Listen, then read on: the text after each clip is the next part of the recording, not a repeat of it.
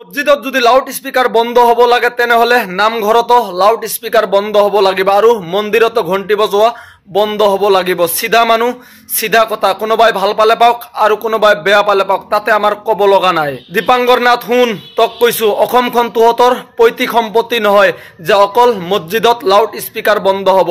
Loud speaker যদি বন্ধ হ'ব লাগে তেনেহলে মন্দিৰতো লাউড স্পিকাৰ বন্ধ হ'ব আৰু নামঘৰতো লাউড স্পিকাৰ বন্ধ হ'ব লাগিব। বুজি পাইছ? সিধা মানুহ সিধা কথা, কোনোবাই ভাল পালে পাওক আৰু কোনোবাই বেয়া পালে পাওক, তাতে আমাৰ ক'ব লগা নাই।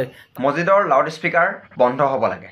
মসজিদৰ পৰা বোলে লাউড স্পিকাৰ বন্ধ কৰিব লাগে, এয়াই হ'ল দীপাংকৰ নাথৰ কথা। বালৰ ভাই দীপাংকৰ নাথ শুন, তক কৈছো তোৰ নিচিনা দীপাংকৰ নাথক না আমি ইয়াতে ৰাখো, দিনত 10 বাৰকে আমি কুলুক লৈ তোৰ নিচিনা দীপাংকৰ নাথক পেলাই দিওঁ। বালৰ ভাই লাউড স্পিকাৰ বন্ধ কৰিবি।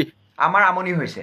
তোৰ আমনি হৈছে না কি বাল হৈছে এইবোৰ আমাক কৈ লাভ নাই। বুজি পাইছো? এইবোৰ ছ'চিয়েল মিডিয়াত আহি কৈ লাভ নাই। সুপ্ৰিম কোৰ্ট আছে, হাইকোৰ্ট আছে, এইবিলাকত যাই তই ক। ছ'চিয়েল মিডিয়াত আহি আচলতে কি ক'ব বিচাৰিছা? বালৰ ভাই তোৰ নিচিনা দীপাংকৰ নাথক না আমি 10 বাৰ কুলুক লৈ পেলাই দিওঁ। বুজি পাইছ? 3 বজাত আমি শুই থাকিলে মসজিদৰ যি উচ্চ স্বৰ, উচ্চ চাউণ্ডে আমাৰ কিন্তু আমনি কৰে। বালৰ ভাই বালৰ কথা ক'ব আহিছা 2 মিনিটৰ আজানৰ কাৰণে তোৰ আমনি লাগে। মন্দিৰত যে 24 ঘণ্টা হনুমান চালিচা পঢ়ি থাকে তেনেহলে আমাৰ আমনি নালাগে? আমিতো কেতিয়াও কোৱা নাই। বিভিন্ন সময়ত কৈ আছো আমি কোনো ধৰ্মৰ বিৰোধ কৰিবলৈ যোৱা নাই, আমি কোনো ধৰ্ম বিৰোধী নহয়। আমিও কোনো ধৰ্মৰ বিৰুদ্ধে কোৱা নাই আৰু কোনো ধৰ্ম বিৰোধীও কৰা নাই। মসজিদত যদি লাউড স্পিকাৰ বন্ধ হ'ব লাগে তেনেহলে নামঘৰতো লাউড স্পিকাৰ বন্ধ হ'ব লাগে। সিধা মানুহ সিধা কথা, কোনোবাই ভাল পালে পাওক কোনোবাই বেয়া পালে পাওক, তাতে আমাৰ ক'ব লগা নাই।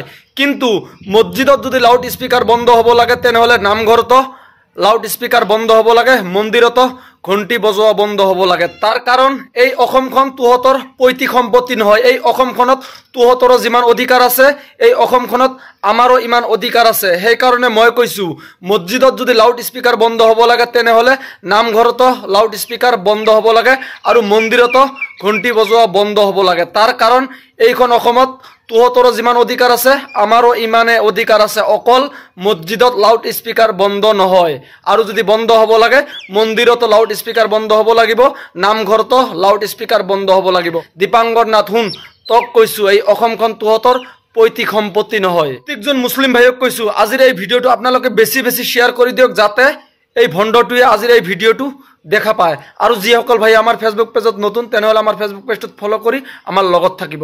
তো গাইজ সকলে ভালো থাকক, শান্তিত থাকক আৰু আমাৰ কাৰণে দোয়া কৰক।